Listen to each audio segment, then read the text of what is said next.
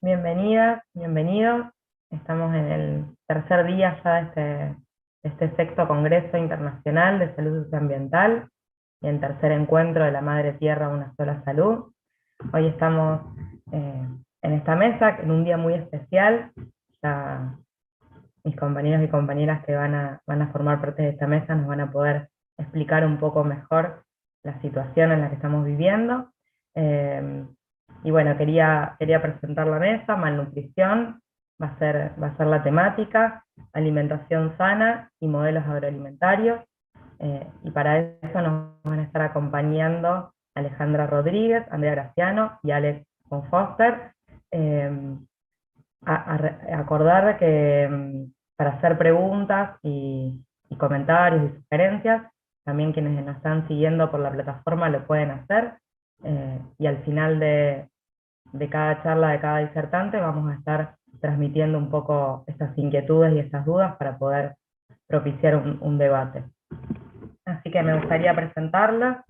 Eh, bueno, Alejandra, la doctora Alejandra Rodríguez, que es tocoginecóloga, profesora adjunta de salud integral de la mujer en la Escuela Superior Nacional de Medicina de la Universidad Nacional de Mar del Plata, vicepresidenta de la Asociación de Médicos y Asistentes de Ayurveda de la República Argentina.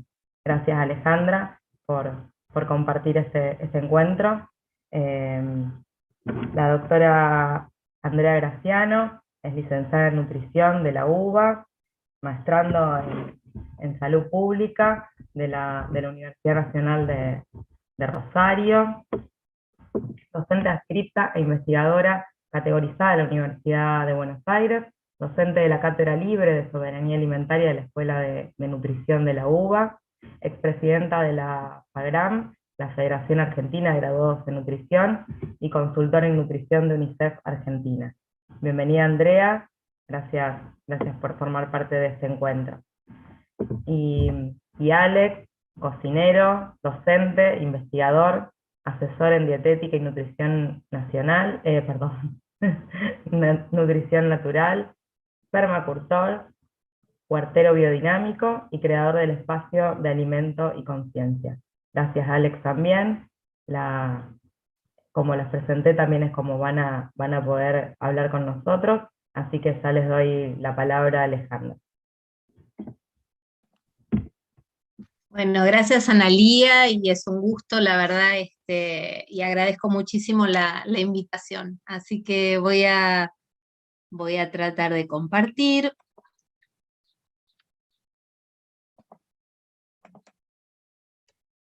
Ahí no sé si todos pueden ver.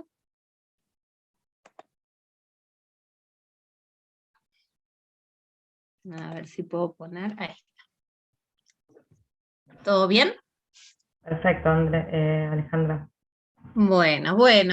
Em, La mesa hoy, que como vos bien dijiste, Analía, que íbamos a hablar sobre malnutrición, sobre alimentación saludable y modelos agroalimentarios. Bueno, yo vengo con un tema que es la alimentación en el mundo microbiano, ¿no? Un poquito cuando con mis compañeros elegimos esta, o sea, vimos cómo ordenarnos en esta mesa. La temática que yo les propongo hoy es empezar desde el origen de este mundo microbiano, que vamos a ver por qué es importante en la alimentación y para qué es importante o qué rol cumple en la malnutrición, ¿sí?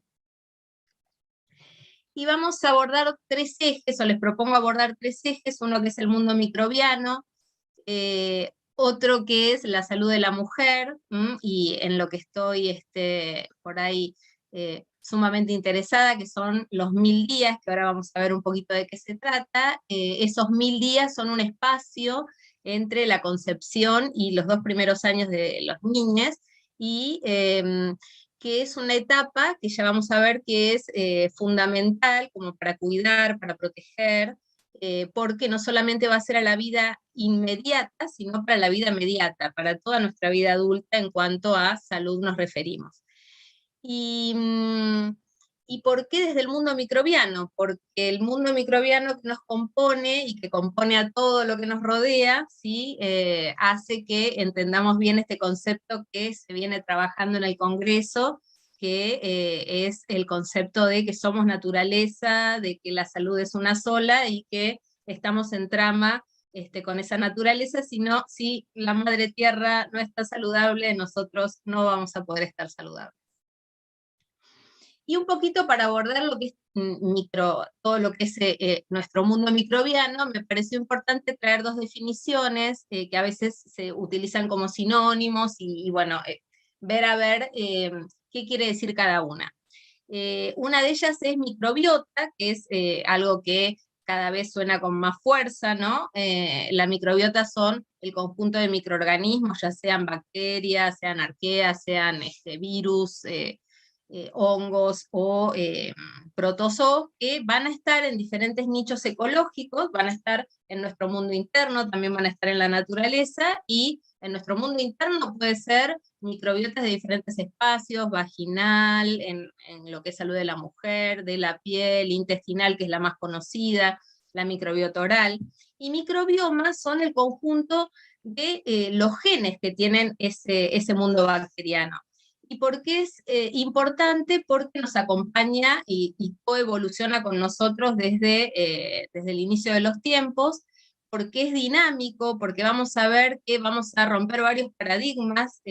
Cuando yo estudiaba, el concepto era bacteria, patógeno, antibiótico, entonces, bueno, todo eso lo vamos a tener que rever, porque la verdad que si hay alguien que nos ayuda en nuestro mundo bacteriano. ¿Y cómo empezó? ¿Por qué cobra tanta relevancia actualmente, ¿no? Cuando lo único que teníamos para estudiar este mundo microbiano era en los cultivos de las bacterias, por ejemplo, nos faltaban un montón de herramientas, entonces había un montón de territorios que parecían estériles o ¿sí? microorganismos, y que ahora nos damos cuenta que tanto en lo que es el planeta como en nuestro propio cuerpo hay un montón de nichos ecológicos, verdaderos ecosistemas donde ese mundo microbiano habita. Uno de ellos es la tecnología de la metagenómica, donde podemos, aunque no sean cultivables, podemos conocer que gracias al ARN ribosomal, esos organismos están ahí. Como en este congreso también se le da mucha importancia a lo ancestral, ¿sí? Y a toda esa sabiduría que muchas veces ha sido relegada por la academia, y que ahora nos damos cuenta que ellos ya hablaban de un mundo microbiano, de una trama en salud, de salud con la naturaleza. Y algunas medicinas ancestrales hasta decían hace miles y miles de años que toda enfermedad o todo proceso disruptivo empezaba en lo digestivo, ¿sí? Entonces imagínense los puentes que ahora uno podría hacer con eso. Hablaban que alimento no solamente era la comida, sino todo lo que entraba por nuestros sentidos, y que una parte del alimento era nutriente, otra parte se hacía desecho y otra parte se hacía mente. Entonces, si uno retoma esos conceptos a la luz de los conocimientos actuales, uno puede decir, uy, el eje intestino-cerebro. Pero bueno, hay que ver, y nobleza obliga, me parece, traer esta sabiduría a los tiempos actuales es sumamente necesario. Como decía hace un ratito, la mayoría de ese paradigma de bacteria, patógeno, antibiótico, nos empezamos a dar cuenta, ¿sí? Que no solamente a nosotros, sino que el poder colaborativo de las bacterias no podría existir en nuestro mundo tal como es, si no hubiera un montón de microorganismos que nos ayudan a consolidarlo. Es más, Michael Gillins siempre dice que harían falta millones, o sea, nos fundiríamos como mundo pagándole a las bacterias todo lo que hacen por nosotros. Y obviamente en nuestro propio cuerpo, todo lo que depende de todo lo metabólico, toda la modulación inmunológica, la modulación hormonal, los neurotransmisores, esto de que el alimento se hacía mente, ¿no? Obviamente que con esa digestión y que esa microbiota esté en eubiosis, en armonía, depende de que nosotros podamos hacer neurotransmisores como corresponde y no tengamos desbalances que pueden terminar en ansiedad, en depresión. Así que bueno, las funciones son enormes y podemos decir que hay muchas más, la menor cantidad de bacterias van a ser las patógenas y la mayoría van a ser simbióticas con nosotros. Es más, ni siquiera podríamos decir que somos absolutamente seres humanos, ¿no? Con este concepto de mundo microbiano tenemos más células bacterianas y es un número impresionante. Lo traigo nada más que a colación porque realmente uno no se es tan abstracto, 3,8 a 10 a la 13, o sea, si uno se imagina esos 13 ceros es impresionante, y un poquito menos de células humanas. ¿Sí? Células eucariontes. Entonces, realmente somos un organismo mucho más complejo, ¿sí? Y con muchos más agregados de otros mundos de lo que podríamos suponer. Y un proyecto que vino antes del proyecto microbioma, cuando se empezó a estudiar todo este mundo microbiano con más detenimiento, era el proyecto Genoma, Genoma Humano. Y era bastante determinista en el sentido, o sea, maravilloso que se haya estudiado nuestro genoma, que es nuestro sello en el nacimiento, y que eso también nos va a acompañar durante toda la vida, pero me gusta traerles una metáfora que a mí realmente cuando la leí me encantó, de Alessio Fasano, que dice que nosotros cuando nacemos con un piano, y ese sería nuestro material genético. Pero el que se sienta en el banco a tocar ese piano y a sacar la mejor de las melodías o la peor de las melodías es nuestro mundo microbiano, ¿sí? Y la carga genética de ese mundo microbiano que puede hacer que se expresen o no se expresen nuestros propios genes, o sea, vaya importancia, ¿no?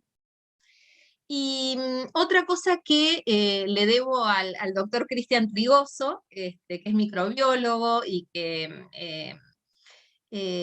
una vez escuchando y haciendo estos puentes, digamos, con salud de la mujer, él comentaba en una de sus charlas que las mujeres vamos a tener una microbiota con una mayor biomasa en el sentido que tenemos más agentes, ¿sí? Más microorganismos que los varones, y aparte va a ser mucho más biodiversa o sea, de esos agentes que van a estar en más cantidad, vamos a tener más diferentes, ¿sí?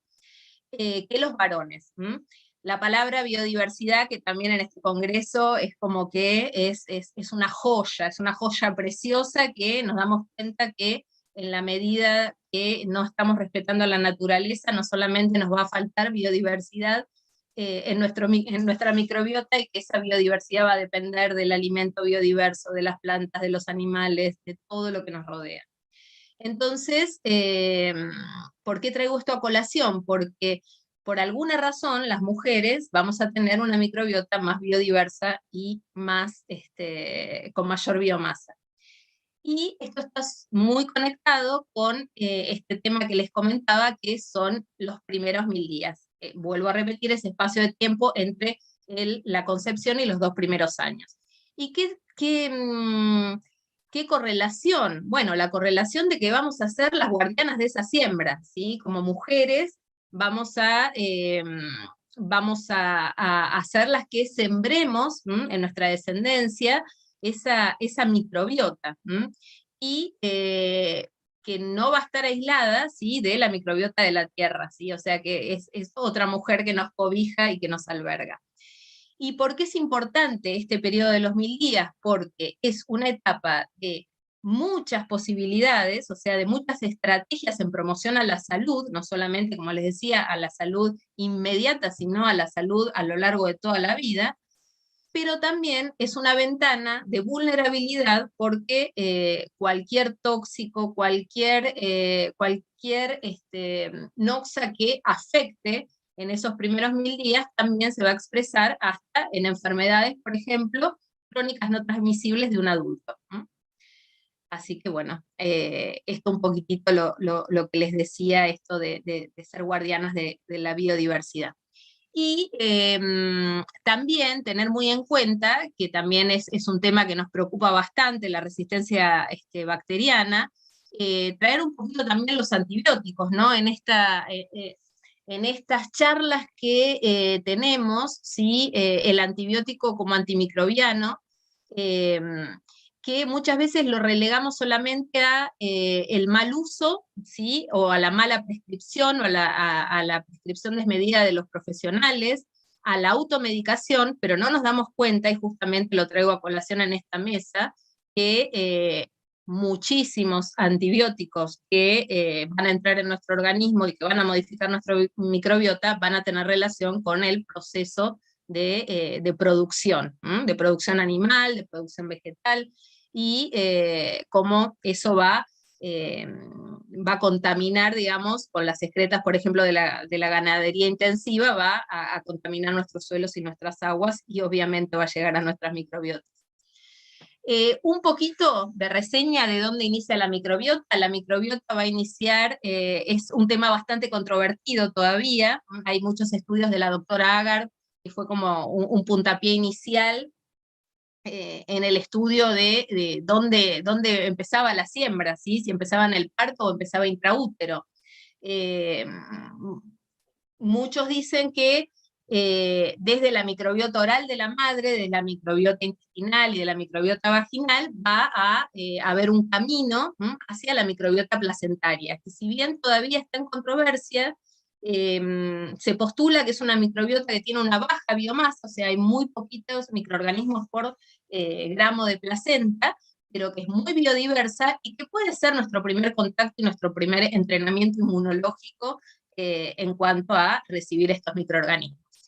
Si bien la mayor parte de la siembra se va a producir por el parto, y acá podríamos abrir otro capítulo inmenso, que es la manera de nacer, ¿no? Y respetar la manera de nacer. No va a ser lo mismo una colonización de nuestra microbiota por parto vaginal, donde va a haber una microbiota que va a tener más relación con los lactobacilos, que son un protagonista esencial en la salud de todo el embarazo y en la salud de los recién nacidos, y de la microbiota intestinal de la madre, mientras que en las cesáreas vamos a tener una microbiota que va a venir más de la piel de la madre y del ambiente quirúrgico. ¿Y eso qué condiciona? Condiciona que el entrenamiento de un niño o de una niña nacido por parto vaginal y por cesárea, inmunológicamente va a ser totalmente diferente. No importa que después esas microbiotas se compensen, ¿sí? Sino que ese primer entrenamiento inmunológico va a ser diferente. ¿Y qué expresión clínica tiene esto? Que los niños nacidos por cesárea van a tener más riesgo de atopía, de enfermedades inmunológicas, de enfermedades metabólicas, y, como ya dije, de enfermedades crónicas no transmisibles hasta en su vida adulta.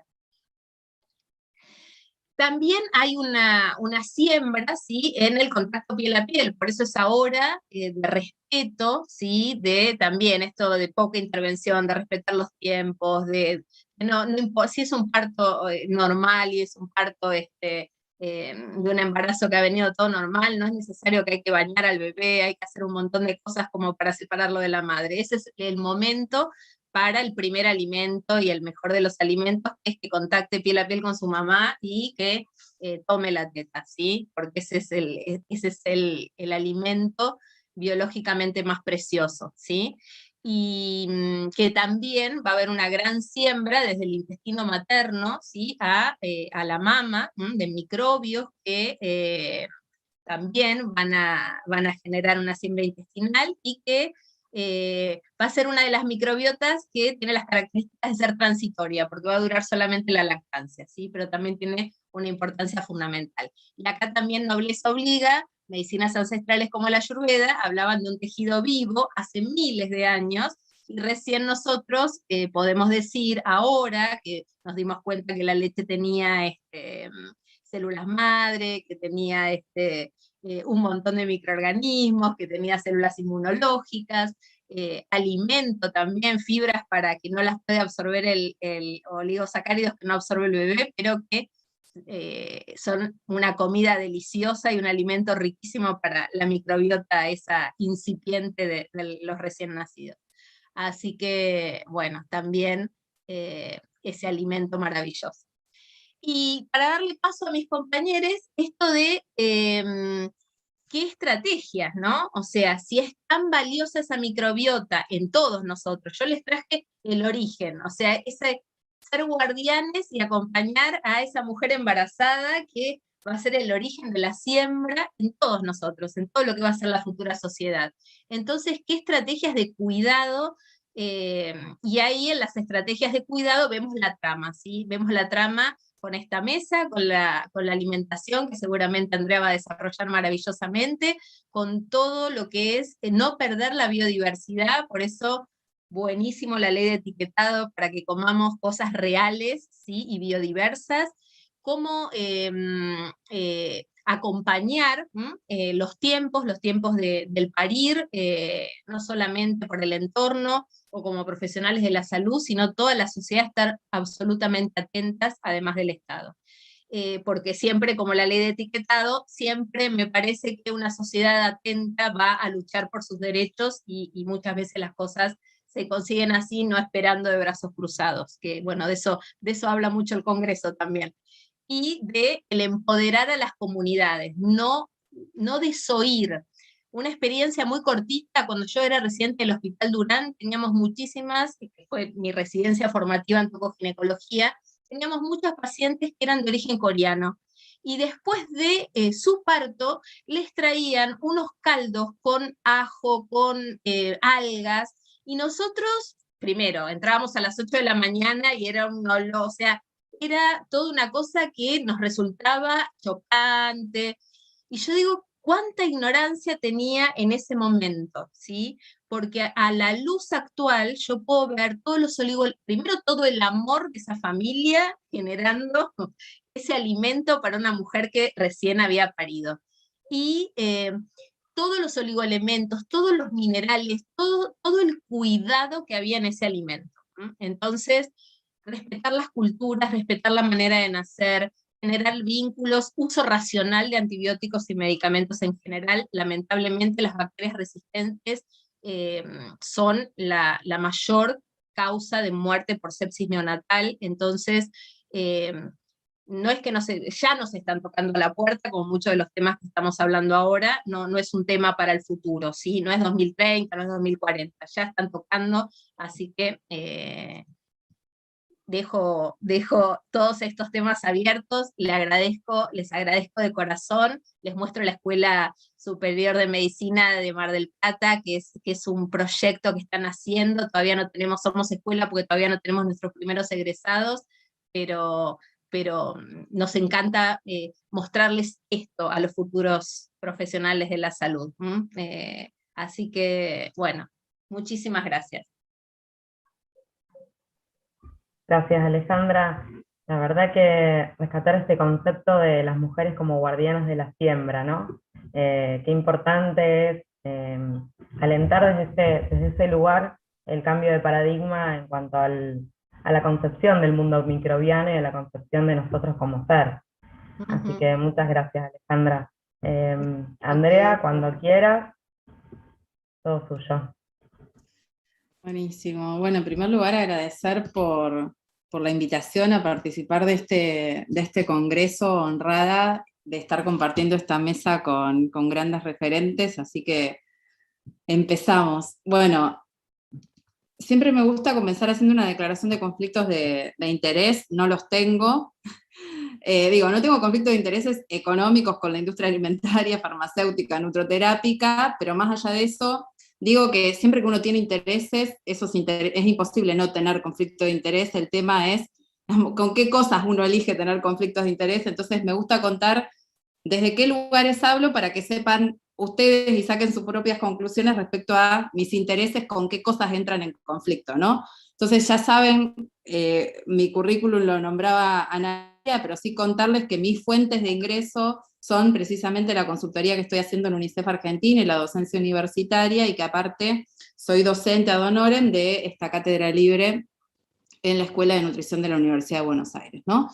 Dicho esto, sí, empezar a hablar y a problematizar la alimentación partiendo de esto que nos compartía Alejandra, de entender a la lactancia humana como el primer acto y el primer alimento soberano, y a partir de ahí sí poder problematizar respecto a la malnutrición en todas sus formas y a la necesidad de políticas públicas que nos permitan garantizar nuestros derechos y en particular el derecho a la alimentación adecuada, ¿no? Entonces, la presentación va a ir haciendo como una mirada general sobre algunas de estas cuestiones, cerrando con la ley que recién comentaban. Como vamos a estar hablando de alimentación, que es un acto, digamos, muy cotidiano, me parece interesante partir de este pequeño video. Esperen una cosa que, perdón, voy a, si me deja dejar de compartir la pantalla, voy a compartir el sonido para que se escuche mejor, pero no me estaría dejando. No me está dejando mover ni siquiera la presentación. Se escuchaba bien recién el audio. Sí, no sé qué toqué y se trabó.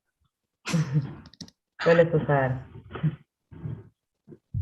Ahí está, ahí dejó de compartir, ¿no? Sí. Perdón por este inconveniente técnico. Vuelvo a la presentación. Uy, ahora no me deja compartir pantalla.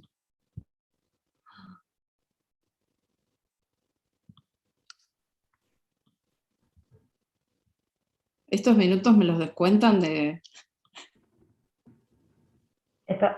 Estos minutos aprovechamos para transmitir la alegría que tenemos por el aprobado de la ley de etiquetado. Buenísimo. Bueno, a ver ahora si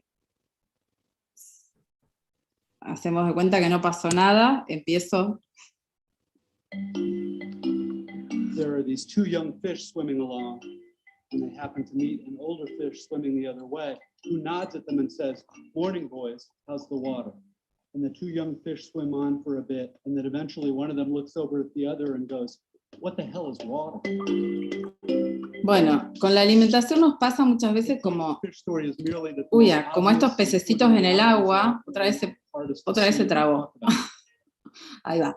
Nos pasa como estos pececitos en el agua, ¿no? Que es un acto, la alimentación es un acto que de tan cotidiano se vuelve opaco y dejamos de mirar nuestras prácticas, o sea, las tenemos sumamente naturalizadas y dejamos de verlas, ¿no? Como estos pececitos al agua, ¿no? Entonces la idea es poder pensar en la alimentación mucho más allá de la satisfacción o la cobertura de ciertas cuestiones como puramente biológicas, ¿no? O sea, los alimentos nos proveen de energía y de una gran variedad de nutrientes, pero que esa energía y esos nutrientes se obtienen a través de múltiples satisfactores, y a excepción de la leche humana, que es el único alimento universal, la realidad es que de dónde obtenemos esa energía y esos nutrientes es a través de múltiples satisfactores que dependen de una característica que es, somos seres omnívoros y hemos tenido la capacidad de adaptarnos a una gran diversidad de ecosistemas, y eso precisamente hace que esta necesidad biológica y universal en realidad sea un hecho, digamos, mucho más que biológico, sino que es un hecho sumamente complejo que está completamente naturalizado, ¿no? Entonces, es importante tener presente, no sé qué me pasa con la presentación que está toda trabada. Ahí va, perdón, Puse muchas diapos para ir rápido y no me estaría ayudando la tecnología a que eso suceda.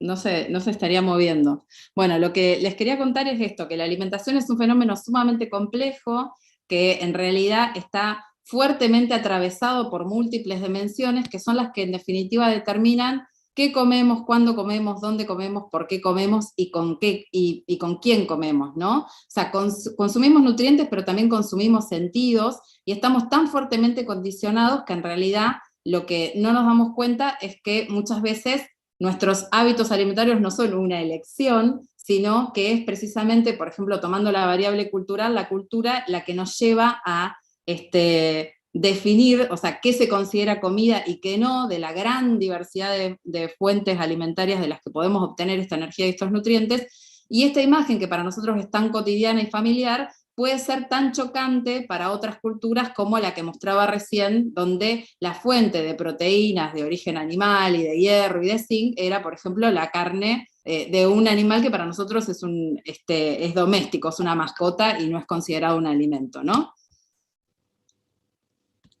Sigo con problemas con esta presentación que no se mueve.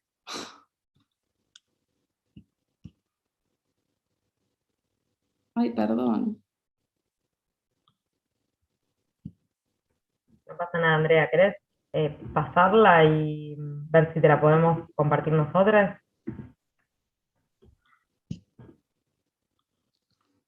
Es que estoy trabada y no puedo salir.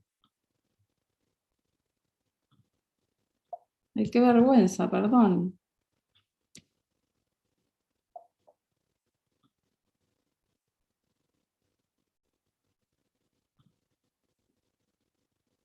A ver ahora.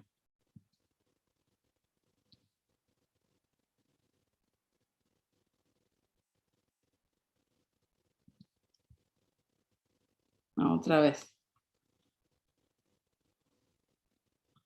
La presentación está, no, creo que no está la última versión ahí en el... Sí, está en la carpeta compartida, que tiene Facu acceso también. Bien, ahí vemos si la podemos pasar a nosotros. Si no, la otra opción es no ponerlo en pantalla completa, a ver si con eso... Ustedes ahí lo están viendo, ¿no? Sí, perfecto. A lo mejor si lo dejas en ese formato. Bien. Bueno, entonces, retomando, ¿no? Lo que sabemos es que en nuestro país los patrones de alimentación se vienen transformando, o sea, digo, pensando como en estos múltiples determinantes, y lo que viene pasando es que los alimentos naturales, mínimamente procesados, las preparaciones caseras hechas en el hogar, vienen perdiendo lugar en nuestras mesas, y lo que vienen apareciendo cada vez con más fuerza son estos alimentos industrializados, listos para consumir, que tienen una característica, que es que tienen un contenido excesivo, nutrientes críticos, y en particular grasas, azúcares y sodio, y son estos productos que en realidad llamamos ultraprocesados, que tienen muchas veces poco y nada, ¿no? Entonces había traído un fragmento de una película como para ilustrar qué son estos ultraprocesados. En esta película hay un dragón que sale de una tetera en la que estuvo encerrado más de 1000 años, ¿no? Entonces cuando sale de la tetera se encuentra con una realidad muy diferente, que le llama mucho la atención, ¿no? Entonces empieza a preguntar qué es eso que está viendo.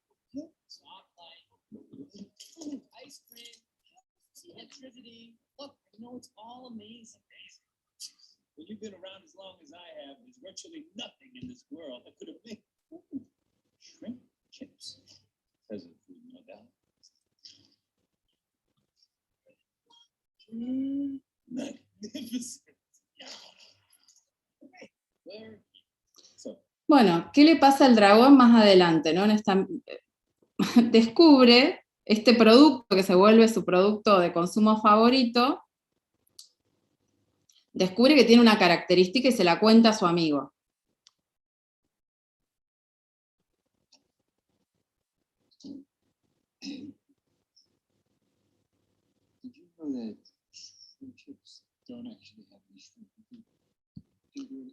Descubre cuando mira el listado de ingredientes que ese producto, en realidad, que eran estos chips de camarones, no tenían camarón. ¿Sí? Eso es todo lo que vimos es como describir un ultraprocesado, ¿no? Son productos que vienen envasados, listos para consumir, de muy fácil consumo, se pueden consumir en cualquier lugar, en cualquier momento, que tienen precisamente este exceso de grasas, azúcares y sodio, los vuelve particularmente sabrosos y casi adictivos. Una vez que abrimos el paquete no podemos parar de consumirlos hasta terminarlo, ¿sí? pero cuando miramos la lista de ingredientes, lo que descubrimos es precisamente esto que descubrió el dragón, ¿no? Que muchas veces esos productos que dicen ser una cosa, en realidad de eso no tienen nada, ¿no? Miramos los ingredientes y ni siquiera entendemos qué significan esas siglas, esas palabras, ¿no? A diferencia de lo que sucede con los alimentos naturales, que son un ingrediente en sí mismo, o con los productos procesados que tienen una combinación entre alimentos naturales e ingredientes culinarios, y seguramente esto lo va a retomar después Alex en su presentación, ¿no? Lo que sabemos es que estos productos ultraprocesados son fuertemente publicitados, que se despliega una gran estrategias de marketing para promover la venta de estos productos, que ha llevado a que Argentina sea, en cuanto a la venta de los ultraprocesados, y tomando datos de la OPS, el tercer país a nivel de América Latina en cuanto a la venta de los ultraprocesados y el 14 a nivel mundial. Y si miramos, por ejemplo, lo que pasa con las compras de alimentos según quintiles de ingreso, lo que vemos es que estos productos ultraprocesados, que acá están graficados en color verde, viene aumentando la compra de estos productos ultraprocesados en todos los quintiles de ingreso, pero si tomamos, por ejemplo, los datos del primer quintil de ingreso, lo que vemos es que aún en ese quintil aumentó, y aumentó en un 120%, ¿sí? O sea que son productos que se venden muchísimo, incluso en la población de menores recursos, que sabemos que es la más afectada por las consecuencias de estos consumos, ¿no? ¿Por qué? Porque estos productos ultraprocesados son el gran motor de la principal problemática que tenemos a nivel país. La principal causa de enfermedad y muerte en nuestro país es la malnutrición, que la malnutrición viene aumentando no solamente en Argentina, sino en América Latina. O sea, América Latina tiene una media de malnutrición, en particular malnutrición por exceso, por encima de la media mundial, y lo que muestra la malnutrición es que nuestro derecho a alimentación está siendo vulnerado. Y me parecía importante recuperar el concepto de malnutrición, o sea, que la malnutrición en realidad comprende todo tipo de situaciones que están como por fuera de lo esperado, ¿no? Por fuera de la alimentación adecuada. Pueden ser situaciones que tengan que ver con el déficit, como puede ser la desnutrición en sus distintas formas, ¿no? El bajo peso, la baja talla, y adopta distintas denominaciones, ¿no? Por otro lado está la malnutrición por exceso, el sobrepeso, la obesidad y las enfermedades no transmisibles relacionadas con la alimentación. Y luego tenemos todo un gran grupo de situaciones de malnutrición relacionadas con los micronutrientes, que pueden ser por situaciones de déficit, como puede ser la anemia por déficit de hierro, o por exceso, que eso es algo, digamos, como que también amerita una consideración especial, ¿no? Ahora bien, cuando miramos lo que pasa en nuestro país, si bien la malnutrición puede adoptar múltiples caras, lo que sabemos es que la forma más prevalente es la malnutrición por exceso, y tomando los datos, por ejemplo, de la segunda encuesta nacional de nutrición y salud, lo que vemos es que afecta a 4, el exceso de peso, el sobrepeso y la obesidad afecta a 4 de cada 10 niños, niñas, adolescentes, pero cuando miramos la malnutrición por déficit, lo que vemos es que afecta a menos de 4 de cada 100 la baja talla, y a menos de 2 de cada 100 el bajo peso, ¿sí? O sea, la malnutrición adopta múltiples caras, pero claramente la más prevalente en nuestro país es la malnutrición por exceso. Me parece importante también, solamente para problematizarlo, cómo llamamos a la malnutrición por exceso y qué pasa con el sobrepeso, la obesidad, y qué lugar le damos, sobre todo quienes somos profesionales de la salud, a la diversidad corporal, qué pasa, digamos, con nuestras narrativas, con nuestros discursos. No todas las personas gordas están enfermas, digo, me parece que hay todo un universo ahí de cuestiones para seguir intercambiando, pero solamente quería decirlo porque como voy a estar hablando de datos, de encuestas poblacionales que documentan la prevalencia de sobrepeso y obesidad, me parece importante por lo menos dejarlo enunciado. Lo que sabemos es que en nuestro país, mirando los datos de las encuestas poblacionales, las prevalencias que tenemos en niños, niñas y adolescentes son las más altas de América Latina, y no solamente que la malnutrición por exceso es la más prevalente, sino que viene aumentando con mucha velocidad.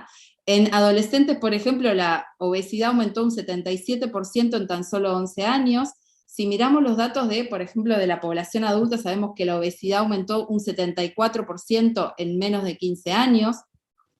Y en las distintas encuestas poblacionales documentan la misma cuestión, ¿no? Que básicamente sería que 4 de cada 10 niños, niñas y adolescentes entre 5 y 17 años tienen exceso de peso, y casi 7 de cada 10 adultos tienen exceso de peso, ¿no? Digo, distintas encuestas, aparte de la ENIS que ya mencioné, Encuesta Mundial de Salud Escolar, Encuesta Nacional de Factores de Riesgo.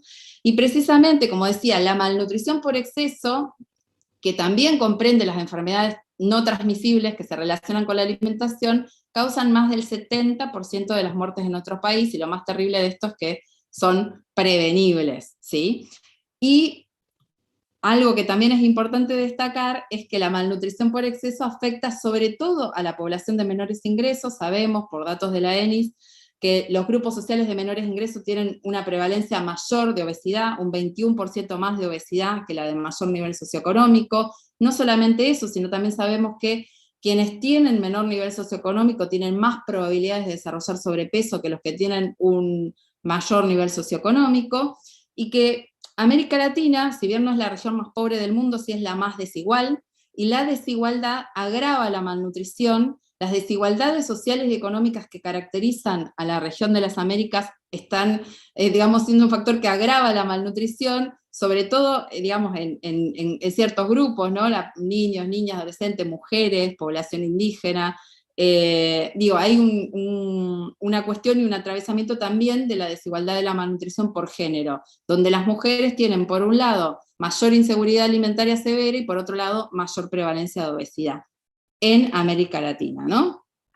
Y ahora también lo que sabemos es que la malnutrición es la consecuencia precisamente de cómo se vienen transformando los sistemas alimentarios, que esa transformación es la que ha llevado es la que determina, digamos, qué cantidad, qué calidad y qué diversidad de alimentos están disponibles para el consumo humano, que esa transformación viene siendo fuertemente impulsada por cuestiones como la urbanización. En Argentina más del 90% de la población es urbana, por cómo vienen transformándose nuestros patrones alimentarios, que era de lo que hablaba recién, y precisamente también por las nuevas formas de producir y procesar los alimentos, ¿no? Entonces está claro que tenemos un problema prevalente, que es la malnutrición, que está fuertemente determinado por nuestros patrones alimentarios, y bueno, y por todos estos aspectos que recién mencionaba, y cómo lo abordamos, cómo garantizamos que el derecho a la alimentación realmente se pueda ejercer plenamente. Y hay como dos grandes paradigmas que nos permiten como acercarnos a garantizar este derecho. Tenemos por un lado la seguridad alimentaria, que es un concepto más bien técnico,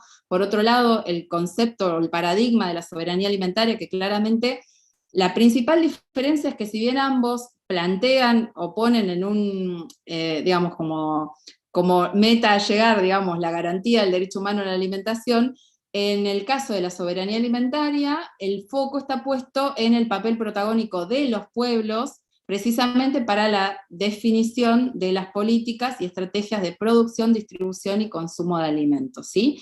Me pareció también importante hacer un pequeño paréntesis, porque estamos, precisamente por lo que plantea el Congreso, ¿no? O sea, hoy tenemos una sindemia donde conviven la malnutrición y en particular, bueno, algunos autores destacan la combinación entre obesidad, desnutrición y cambio climático, ¿no? O sea, como malnutrición en sus distintas formas, atado al cambio climático, y me pareció importante en esto de la pandemia de COVID que se suma, ¿no? O sea, que mostró las marcadas inequidades que existen en materia de derechos humanos, y me pareció interesante reflexionar un poco a partir de una frase de este libro de Guillermo Folguera, donde claramente muchas veces cuando escuchamos hablar de COVID, ¿no? Pareciera que se habla de una realidad inevitable, ¿no? O sea, esto es el impacto de un virus, de algo que surgió en un mercado de China, ¿no? Esta frase lo que nos lleva como por un lado, como a esto, ¿no? Como a qué nos pasa con la otredad, ¿no? O sea, pareciera que el problema con el COVID fuera no sé, la culpa es de los chinos que se les ocurrió comer murciélago, ¿no? O sea, digo, como problematizando los consumos alimentarios también, y en realidad instalar este tipo de narrativas lo que hace es corrernos, digamos, como de la responsabilidad que tenemos, y evitar hacernos las preguntas que hoy deberíamos estar haciéndonos, ¿no? O sea, esto de, ¿ustedes están viendo ese cartel que me acaba de aparecer? De Adobe no sé qué. ¿No? Bien, bárbaro. Bueno, lo que hace es que, digamos, no nos hagamos la pregunta que tendríamos que estar haciéndonos, que es cómo estamos produciendo los alimentos, esto de que estamos devastando a la naturaleza, y que en realidad esto no se trata de un evento aislado, sino de algo que ya se sabía que iba a pasar, y que es la consecuencia de un modelo productivo agroindustrial extractivista, que lo que muestra es que nuestros sistemas alimentarios están en crisis y que es necesario tomar cartas en el asunto de manera urgente, porque es imposible separar la salud humana de la salud ambiental, porque es imposible pensar que podemos tener cuerpos sanos en territorios enfermos, porque necesitamos problematizar y entender que los problemas de salud que hoy estamos viendo son la consecuencia de este modelo productivo basado en los agronegocios, y que permanentemente suma nuevas problemáticas, por ejemplo, los incendios para extender las fronteras agrícolas. Digo, o sea, no me quiero detener en esto, pero este póster me parece que es una genialidad en cuanto a cómo muestra cómo está todo relacionado y cómo no podemos precisamente pensar en cuerpos sanos en territorios enfermos, ¿no? Y sí me parece importante, como para ir cerrando, entender, digamos, a la nutrición desde una perspectiva sistémica, entender, digamos, que somos parte de un sistema alimentario donde, digamos, hay algunos ejes nodales que muchas veces quienes trabajamos en nutrición no estamos mirando. Muchas veces quienes trabajamos con nutrición estamos mirando solamente los comportamientos que tenemos las personas como consumidores, porque claro, también esto de ponerlos en el lugar de consumidores nos corre de nuestro lugar de ciudadanos, de sujetos de derechos, y nos coloca en un lugar sumamente pasivos. Entonces me parece importante pensar que también tenemos que mirar las cadenas de suministro de alimento, qué pasa con los entornos en los que estamos inmersos, porque son cosas que muchas veces no le prestamos atención. O sea, digo, como nutricionista es una discusión que suelo dar, ¿no? O sea, ¿cómo puede ser que trabajemos como nutricionistas con alimento y no sepamos nada de dónde vienen esos alimentos,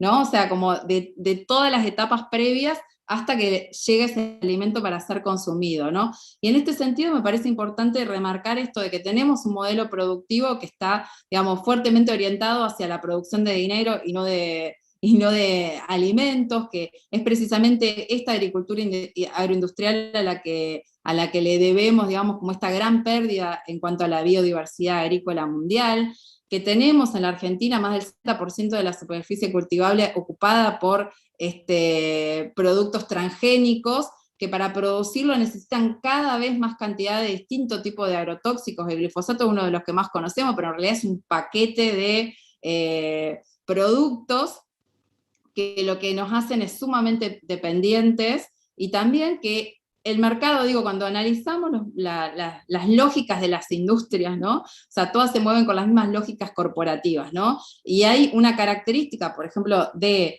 el mercado de las semillas, que está fuertemente concentrado, que es lo mismo que vemos con la industria alimentaria, ¿no? Porque si bien pareciera que tenemos una gran diversidad de alimentos en nuestras góndolas, en realidad tenemos paisajes sumamente monótonos, porque estos productos vienen básicamente de 4 grandes ingredientes, ¿no?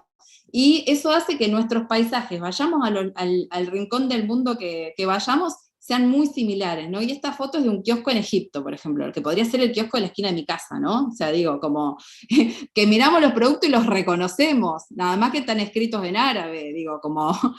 Bueno, y esto tiene que ver con esto, ¿no? Con que la diversidad en realidad, la diversidad oculta, que en realidad detrás de toda esa gran cantidad de marcas hay un puñado de empresas que son las que están determinando qué es lo que nos llevamos a nuestras bocas, y eso, digamos, también justifica la necesidad de avanzar con políticas regulatorias.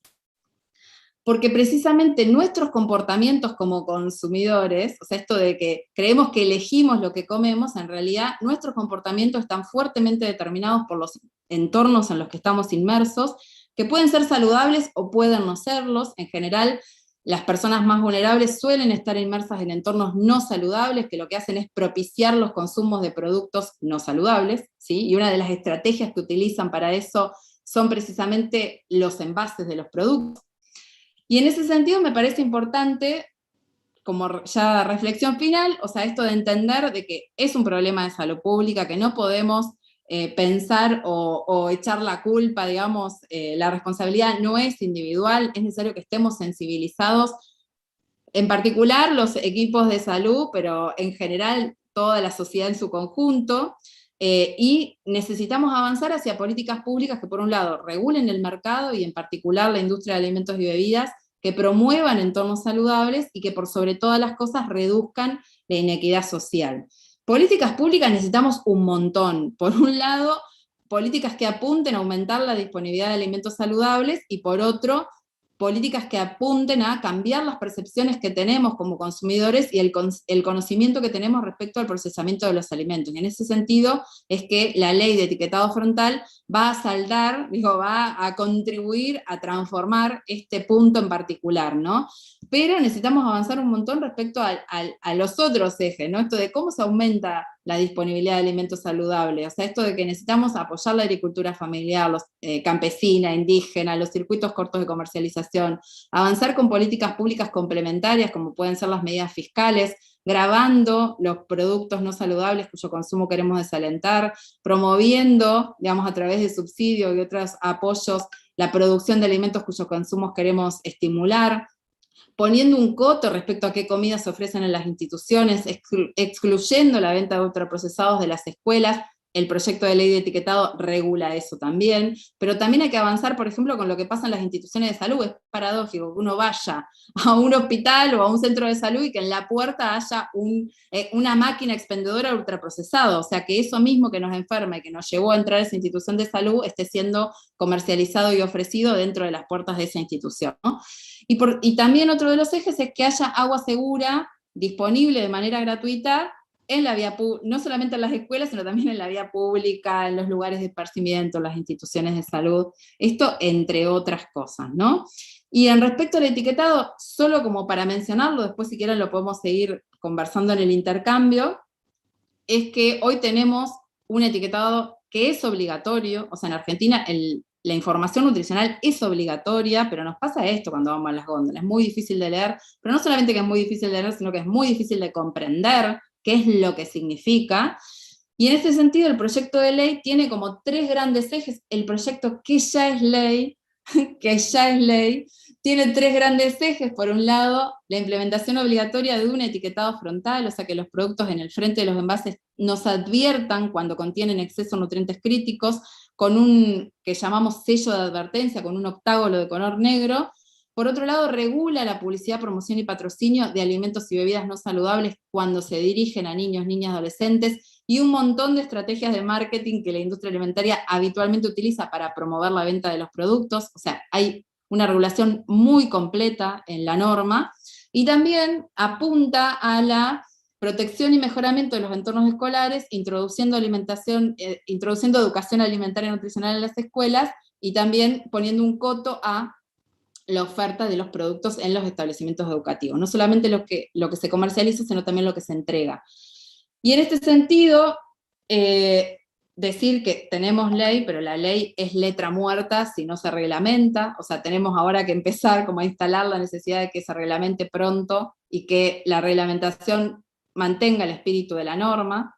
Es una ley realmente muy buena que podría transformarse en un ejemplo a nivel regional y mundial.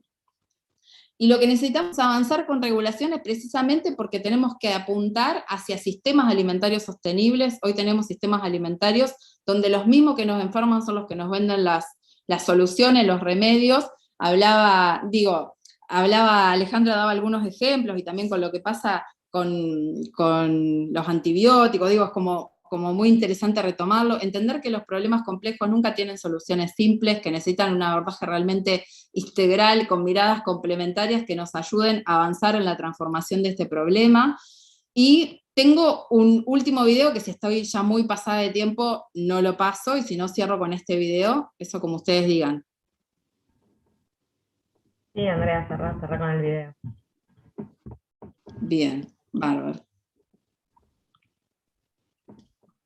Es de una película que se llama El ciclo del It's idiota. projected that by 2010, cancer will become the leading cause of death worldwide. My mother was diagnosed with cancer at the age of 49. She did not smoke, she ate 5 fruits and vegetables a day, exercised regularly, and her parents never had cancer. Yet she was diagnosed with the disease. What caused her cancer? No one could say. I kept wondering why.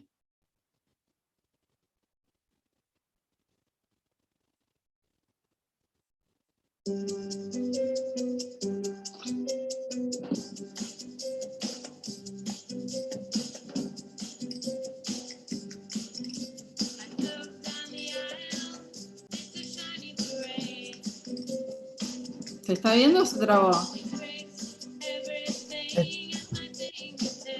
Ahí arrancó.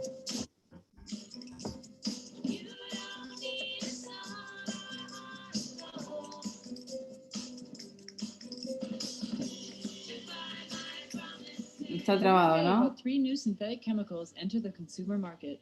Of the 100,000 synthetic chemicals in heavy commercial use, only about 2% have toxicological profiles. In other words, every day, without our consent, we're exposed to about 95,000 untested chemicals.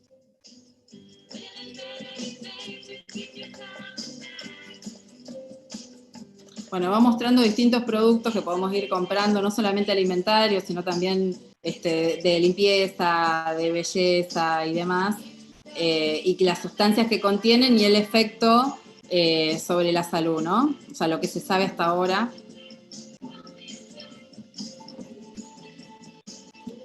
Dice, ¿qué le causó el cáncer? Nadie lo sabe, pero va mostrando precisamente quiénes lideran la producción de químicos. Genetically modified foods. Who develops most of the world's genetically modified crops? While only a handful of independent studies have been conducted, health problems ranging from infertility to proliferative changes have been detected. Do these foods cause cancer? We have no idea, because no long-term health studies have been conducted anywhere.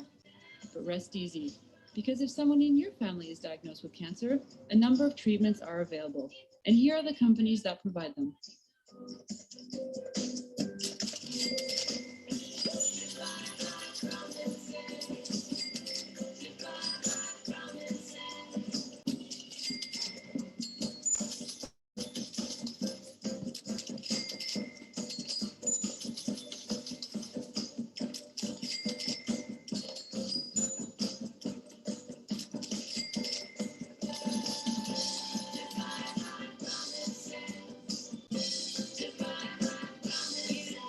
Bueno, la tecnología definitivamente no estuvo de mi lado, pero, digamos, sí mostraba precisamente un poco esta idea que les transmitía con esta genialidad de Quino, ¿no? De que precisamente hay un estrecho vínculo entre los que están, digamos, como provocándonos las enfermedades más prevalentes y también vendiéndonos al mismo tiempo las soluciones, ¿no?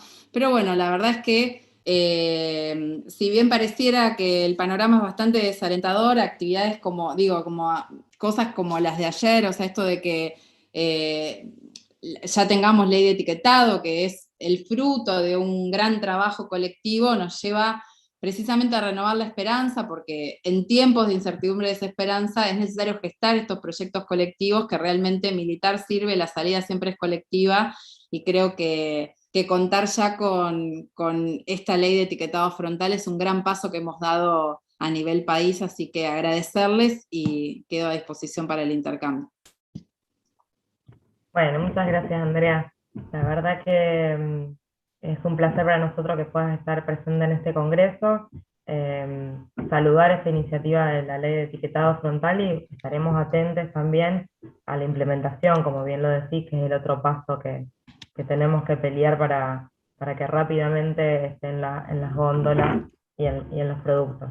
Digo, me quedo pensando con estos números que nos han dejado, que detrás de esos números están las niñas y adolescentes y las personas que conformamos este país.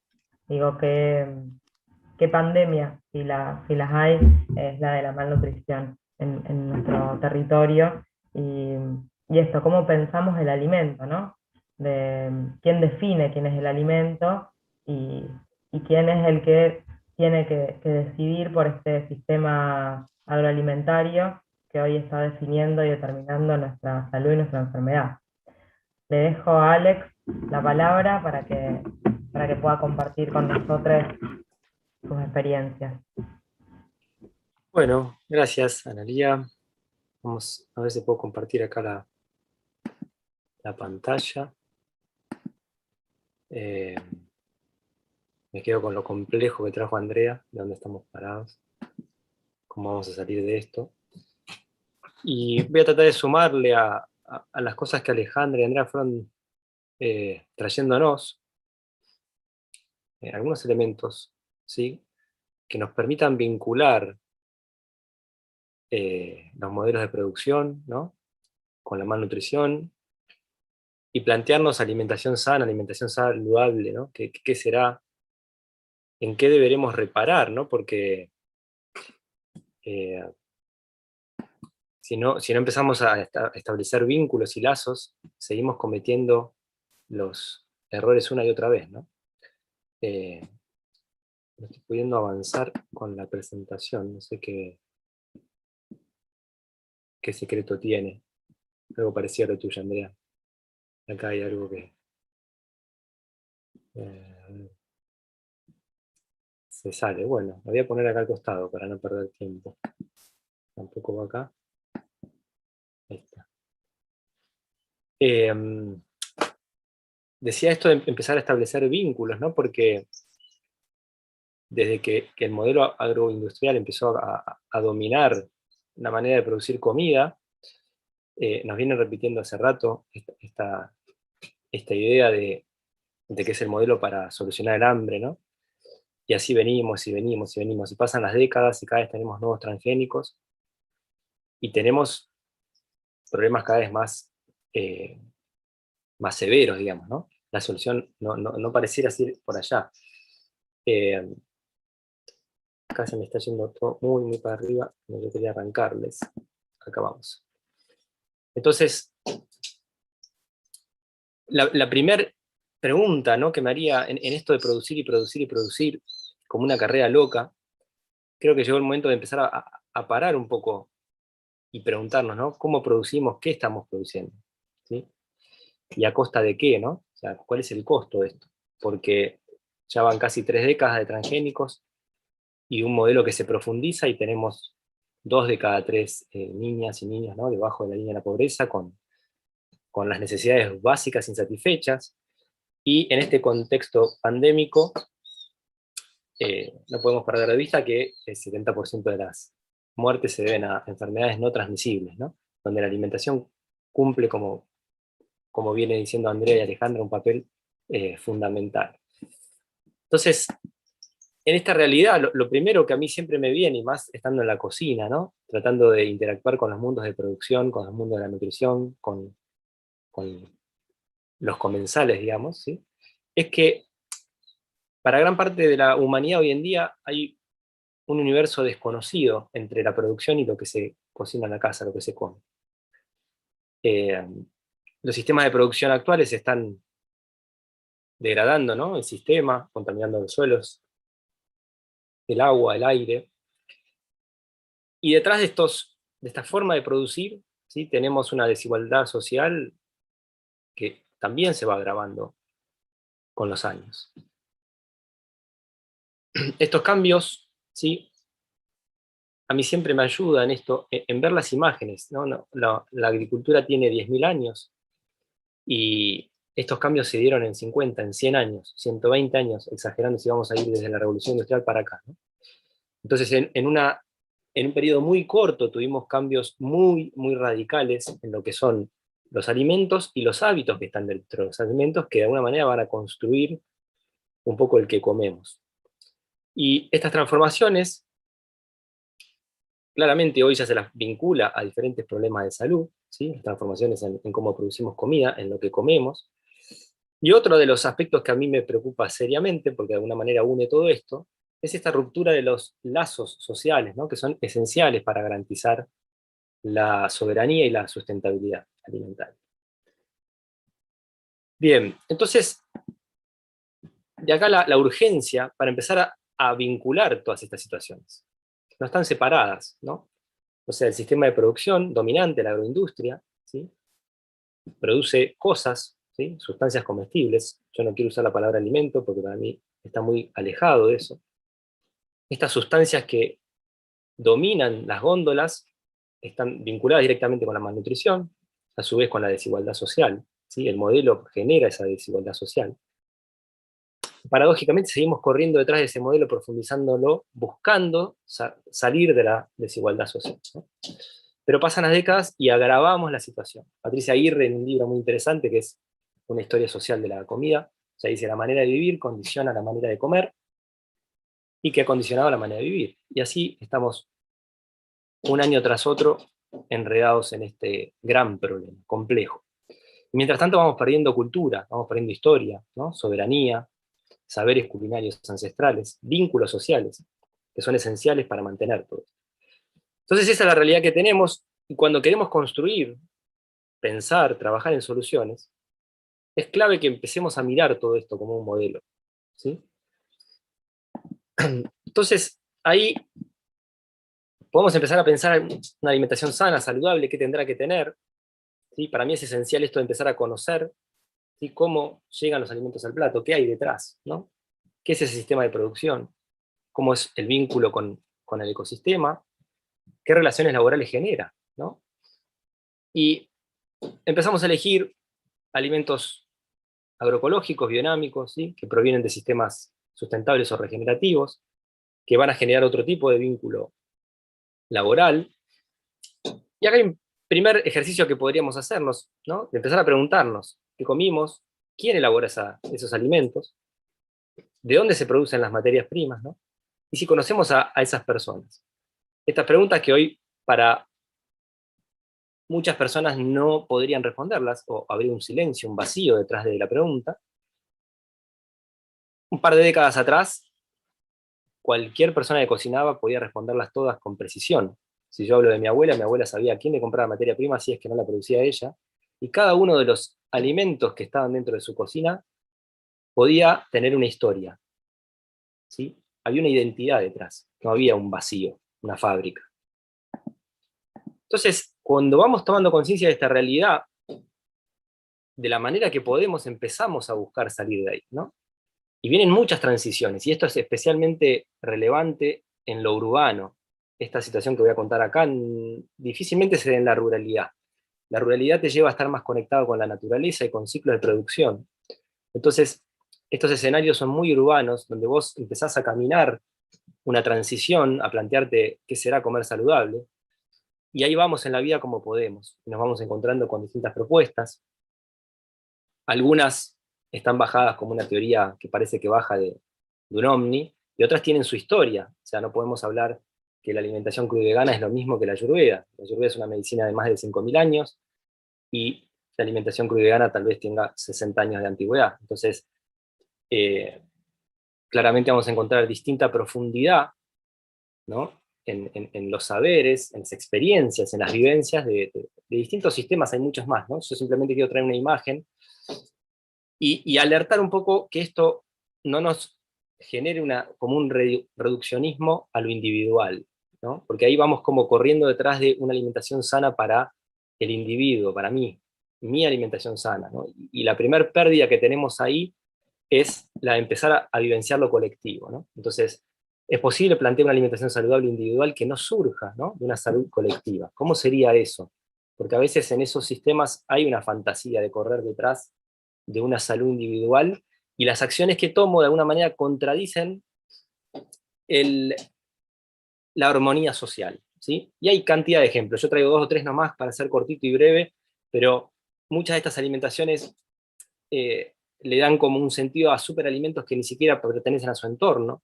Entonces, claramente una alimentación sana hay que construirla desde el lugar donde yo vivo, ¿sí? ¿Cuál es el sentido de, estando yo en Buenos Aires, traerme alimentos de cualquier latitud, donde no sé ni cómo fueron producidos, quién los hizo, bajo qué relación laboral, qué impacto tiene la naturaleza, ¿sí? Y en estos reduccionismos también preguntarnos, ¿no? ¿De qué se tratan los modelos de producción? ¿Sí? Puedo ir a otro lugar que son alimentaciones que hoy también tienen mucho desarrollo, como la alimentación paleo y cetogénica, que de alguna manera buscan conceptos de una era, de una época anterior a la agricultura y a la ganadería, ¿sí? Pero están focalizados en lo que yo llamo como una mirada muy materialista de la nutrición, de estudiar la sustancia, ¿no? Lo material, y de dejar afuera un montón de preguntas que tendríamos que hacernos, ¿sí? Con el sentido de la agricultura y la ganadería para la humanidad, ¿sí? Es importante que empecemos a pensar, ¿sí? Si vamos a dejar estos grupos de alimentos, como proponen algunas alimentaciones, ¿no? Los cereales, los lácteos o lo que sea, ¿cuál es el sentido, el verdadero sentido de la agricultura? qué es eso que era sagrado para los pueblos precolombinos, para otros pueblos originarios, ¿no? Y en muchas de estas dietas que vengo mencionando, ¿no? Resulta llamativo cómo nos despojamos rápidamente de la historia, ¿sí? La historia que está detrás del alimento. Quería pasarme a la otra. Perdón, un minutito.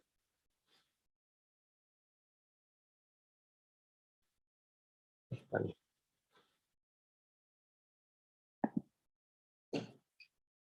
Ahí está. Sí, es interesante empezar a pensar una alimentación sana vinculada a la evolución humana, no como un concepto técnico que me funciona y lo puedo despojar de lo social, de la cultura, de la historia, ¿sí?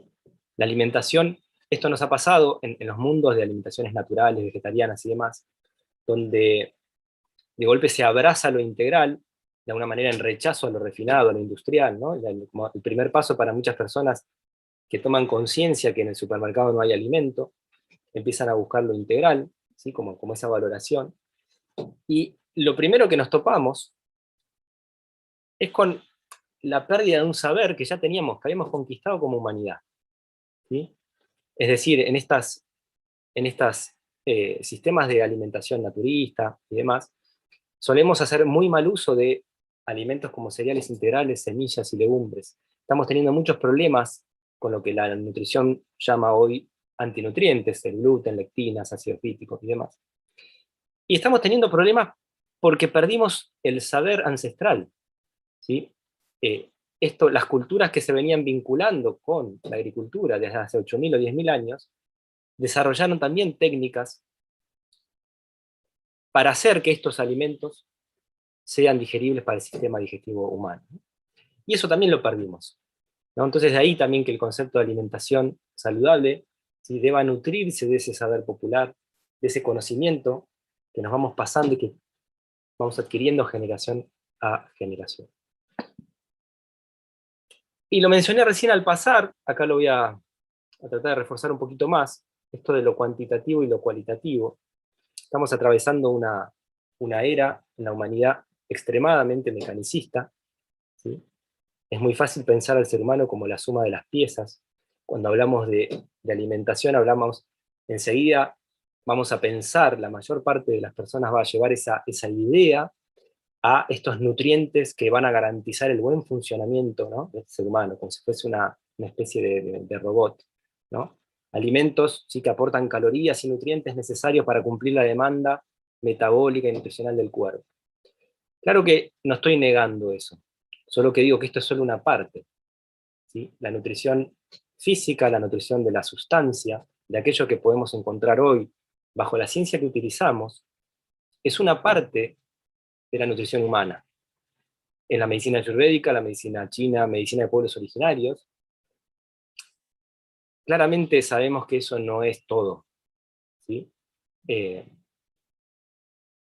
Hay algo más detrás del ser humano. A mí me puso muy contento cuando arrancó este congreso, en una de las primeras charlas donde se preguntaban qué es la salud, qué es la medicina, ¿sí? Una de las disertantes decía, ¿no?, de ¿qué hablamos cuando hablamos de salud anímico-espiritual? ¿Sí? Eso no es solo los nutrientes necesarios para garantizar, ¿sí?, el funcionamiento de este cuerpo medio mecánico, ¿no? Claramente en el alimento hay otra cosa, y cuando busquemos el verdadero sentido de la agricultura, ese sentido que traían los pueblos, ¿sí?, originarios, vamos a ver que no es producir comida por el aporte de hidratos de carbono, de fibras, de proteínas, de minerales, o del nutriente que la ciencia actual encuentra, ¿sí? Entonces, esto es simplemente una reflexión, una especie de llamado urgente a que a todo ese trabajo que estamos haciendo de la sustancia y del nutriente también le sumemos lo suprasensible, lo vital, ¿sí?, lo que está detrás de ese alimento. Steiner, en un libro muy, no solo interesante iba a decir, sino que va a romper con la mirada y los patrones actuales de la alimentación, plantea permanentemente esto de que no se le puede dar al ser humano la alimentación correcta si se lo ve solo desde su estado actual. sino recién cuando se visualiza su evolución futura. Y ahí vendría la pregunta, ¿qué será la evolución futura? ¿De qué se trata todo esto de la vida? Y cómo el alimento, de alguna manera, puede generar esa evolución en el ser humano. Entonces, si empiezo a juntar las partes que fuimos tocando, para tratar de formar un concepto complejo, que es alimentación sana o saludable.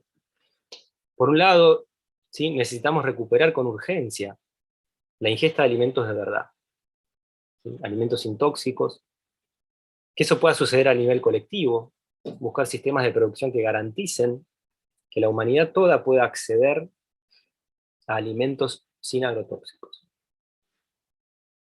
Volver a la cocina, ¿sí? El cocinar no es solo el hecho de transformar una materia prima en un plato comestible, sino que detrás del cocinar, ¿sí?, tenemos un acto social, tenemos relación humana, tenemos cultura, ¿sí?, cultura que se pasa de generación en generación. A mí me pasa, dentro de las distintas áreas que trabajo en alimento, una que suelo enseñar mucho es la fermentación, ¿no? Y lo que me llama la atención es las preguntas que hacen las personas hoy en torno a los olores y a las texturas que se producen al fermentar alimentos, son justamente porque perdimos ese vínculo de 2 o 3 generaciones para atrás.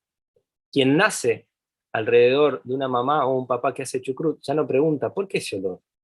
Quien nace alrededor de una masa madre fermentando no va a decir ¿está podrida o está fermentada? Esas preguntas son porque perdimos eso en nuestro día a día, ¿no? Entonces la cocina hoy es un acto revolucionario, tomarse el tiempo de salir a elegir el alimento que yo voy a buscar, de hacer consciente esa relación que voy a generar con un productor, una huertera, la persona a la cual le voy a comprar los alimentos, si es que no me los voy a producir yo, ¿sí? Es un acto totalmente revolucionario y político. Es algo indispensable en este tiempo, ¿sí? En una sociedad que tiende a homogeneizarlo todo, ¿sí?, no es muy difícil cargarnos de esta imagen. Si miramos la educación, a todo ser humano lo queremos educar igual, no buscamos destacar capacidades, sino que tenemos un mismo plan de educación para todas las niñas y los niños. ¿Sí? La medicina que busca homogeneizarlo todo, las prácticas médicas van tendiendo a eso, la nutrición también, hablamos de la alimentación humana como si fuese uno solo el ser humano, no buscamos el individuo, ¿no? Entonces, en esta tendencia que parece ir el mundo, creo que el gran trabajo es trabajar justamente sobre la diversidad, abrir a escuchar otras voces, ¿no?, en el pensar, en la forma de ver, estudiar la vida, los procesos, la salud y la alimentación principalmente, ¿no? Preguntarnos qué es alimentación sana para un ser humano en un contexto determinado, en una zona, ¿sí?, particular.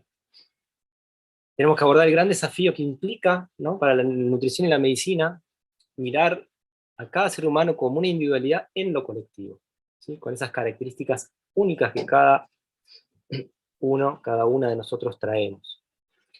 Y lo que trataba de mencionar antes, de ver más allá de la sustancia. No porque no tenga sentido la sustancia, sino porque no es lo único. Entonces nos estamos perdiendo de los procesos vitales que van detrás de la sustancia, ¿sí? Entonces, la vida de los alimentos. Es algo que todavía no estamos ni siquiera encarando. Son muy pocos los trabajos que se hacen, por ejemplo, con cromatografía, con cristalizaciones así sensibles de cobre y demás procesos que están mostrando que no es lo mismo producir de una manera o la otra, ¿sí? Ahora voy a dejarles una imagen como para tratar de que quede un poco más plasmado esto que estoy trayendo.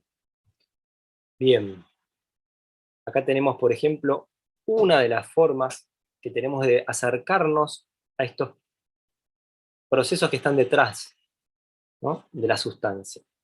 La foto de arriba a la derecha es una lechuga convencional. La de la izquierda es una lechuga, lo que se llama en España ecológica, sería orgánica acá, ¿sí? Y la de abajo, a la derecha, es una lechuga biodinámica, ¿sí?, producida bajo la agricultura biodinámica. La agricultura biodinámica, en semejanza a lo que otras culturas hacían, como los pueblos precolombinos, es una agricultura que busca permanentemente establecer una relación entre lo que sucede en el cosmos, los movimientos planetarios, con lo que sucede en la Tierra, y cómo generar una armonía en sus cultivos, en esa relación entre el arriba y el abajo, ¿no? Y si no miramos solo la sustancia, nos vamos a perder un poco de vista de cuál es ese vínculo, y sin embargo, a ese vínculo debemos la vida, ¿no? Entonces acá podemos ver, por lo menos en una imagen, que no es todo lo mismo, que tenemos que empezar a investigar de manera científica qué es lo que está detrás de la sustancia. Bien, yo quisiera después articular un poquito con Alejandra y con Andrea, y como por ahí las presentaciones de ellas fueron un poquito más largas, dejar este tiempito para que nos dé, ¿no? Para cruzar entre, que haya un intercambio y que podamos atender a las consultas por ahí que llegan.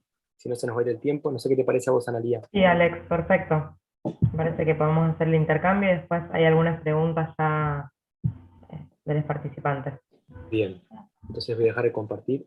Así dejo Bueno, justamente recién preguntaban sobre cuál es la diferencia entre la agricultura biodinámica. Creo que recién acá, Alex, pudiste desandar un poco esta pregunta. Sí, lo que pasa es que, claro, a veces hay que priorizar por ahí las luchas o las resistencias que tenemos que dar, y frente a un dominio del agrotóxico en la manera de producir, claramente la lucha es frenar eso y producir sin elementos químicos, sin venenos. Entonces ahí es donde van a estar de la mano la agroecología, la permacultura, la biodinámica, cualquiera forma de producción de alimentos sin venenos, ¿sí? Pero después las diferencias también tienen que ver con distintas maneras de ver la vida. Y en la biodinámica, una de las características es esta interacción con la Tierra en permanente consonancia, en permanente vínculo con lo que está sucediendo con el movimiento de la Luna, el Sol y todos los planetas que interactúan con la Tierra, ¿no? Y cómo eso va a incidir en el alimento que producimos. Súper claro.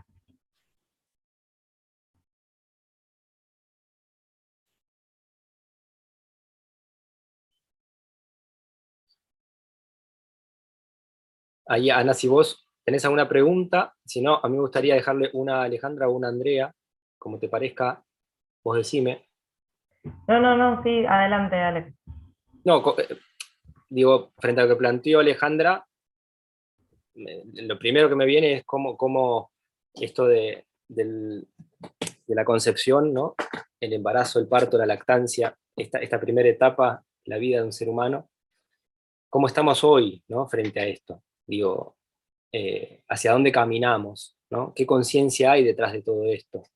¿Qué conciencia hay del parto? Yo a veces me alarma mucho cuando se quiere caer como en un hábito de la cesárea, ¿no? Y el desconocimiento de todo lo que nos perdemos por no nacer por el parto natural, digamos. Ni que hablar después con el valor de la lactancia, ¿no? Entonces, nada, ¿cómo estamos hoy, ¿no? Vos que estás interactuando con esto todo el día. Y la verdad que la respuesta es mal. Por eso hay que sumar estrategias. Y un poco es esto que vos traes a colación, que me parece sumamente fundamental, que somos singulares. Entonces, la medicina, uno puede dar pautas generales, pero cada individuo va a ser absolutamente singular. Y a veces ese abordaje desde lo médico está muy perdido. Y hace a la salud absolutamente.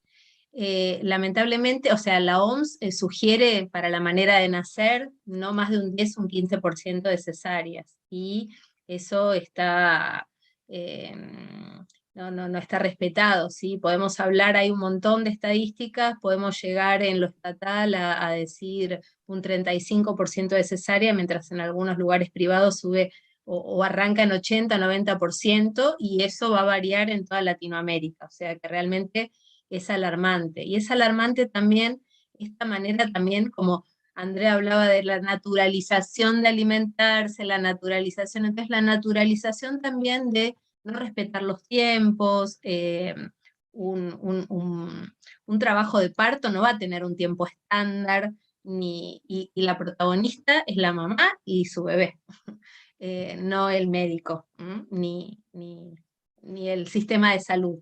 Entonces, bueno, volver a respetar eso, porque realmente la siembra es muy importante, y se tiene que sembrar adecuadamente, como en la tierra. La semilla tiene una manera de sembrarse, un determinado riego, y bueno, es exactamente lo mismo. Volvemos a esto de que no somos diferentes, estamos compuestos por los mismos elementos de la naturaleza. Entonces, esa siembra también tiene que ser, para tener una huella dactilar microbiana, también necesitamos de esos tiempos. Así que bueno, eso es más o menos como estamos ahora, y en coincidencia con lo que decía Andrea, también en las embarazadas, lo que estamos viendo en los centros de salud es más de un 50% de embarazadas con una malnutrición de exceso, de sobrepeso y de obesidad. Vemos por ahí un 40% de que podemos llegar a tener así, a grandes rasgos, de embarazadas que empiezan con un índice de masa corporal normal, y muy poquito, por suerte también, ¿no?, de desnutrición, o menos de un 10%. Alarmantemente, lo que más vemos es sobrepeso y obesidad. Gracias, Ale. Ana, no sé si querés que siga yo, le hago 2 preguntitas a Andrea, o vos querés traernos algo. Sí, tengo ahí una pregunta que si quieren la podemos dejar un poco de cierre del encuentro. Bueno, no, yo con Andrea las 2 cositas que me gustaría que ella comparta es, por un lado, cómo ve ahora la evolución de esta ley, ¿no? Cuando ella decía ahora falta esto de reglamentarla, las cosas que han quedado afuera por ahí de la ley como cosas importantes.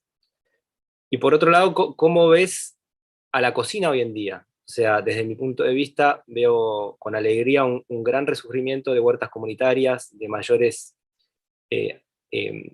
acciones colectivas en lo que son huertas urbanas. La agroecología, a pesar de no contar con el apoyo de los gobiernos de los últimos 25 años, se va abriendo su camino. Estamos produciendo alimento de verdad. Lo que mi visión no es tan positiva todavía es lo que sucede en la cocina, ¿no? Todavía creo que no le estamos dando el valor al cocinar que debemos darle, ¿no? O que a mí me gustaría. ¿Qué ves vos, Andrea, con esas 2 cositas que traigo? Bueno, por un lado, el proyecto de ley, que ahora es ley, para poder volverse efectivo necesita ser reglamentado, empiezan a correr a partir, digamos, de ahora los plazos en que el Poder Ejecutivo, en particular el presidente, puede vetar la ley totalmente o parcialmente. Entendemos que eso no va a suceder. Puede ser que vete algún artículo en particular, por ejemplo, pero hubo un apoyo mayoritario, ayer 200 votos a favor, y de hecho todo el bloque apoyando, estuvo la ministra de Salud en el recinto. Entendemos que eso no va a suceder.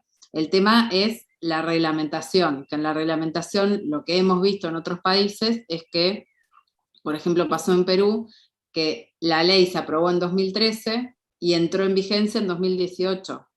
Y cuando se fue reglamentando, o sea, en la discusión reglamentaria, lo que terminaron haciendo es que tenían un proyecto de ley, digamos, que apuntaba a la implementación de octágonos negros y los mejores estándares, como nuestro proyecto de ley, pero por las características en cómo estaba redactado, al momento de la reglamentación, terminaron poniéndose como, bueno, entonces vamos a usar semáforos y vamos a usar, o sea, fue una pelea así cuerpo a cuerpo, digamos, que en ese sentido es fundamental el rol que ha tenido la sociedad civil en poner, digamos, como el tema en agenda, y en que la reglamentación en Perú pueda mantener el espíritu de la norma. Y hoy Perú tiene octágonos negros, no tiene perfil de nutrientes de OPS, que es el mejor estándar, pero sí tiene el sistema de advertencias de octágonos negros, y es otro país más que tiene este tipo de etiquetado. Así que esperemos que en Argentina podamos tener una reglamentación que esté a la altura, digamos, del proyecto de ley, que realmente es muy bueno.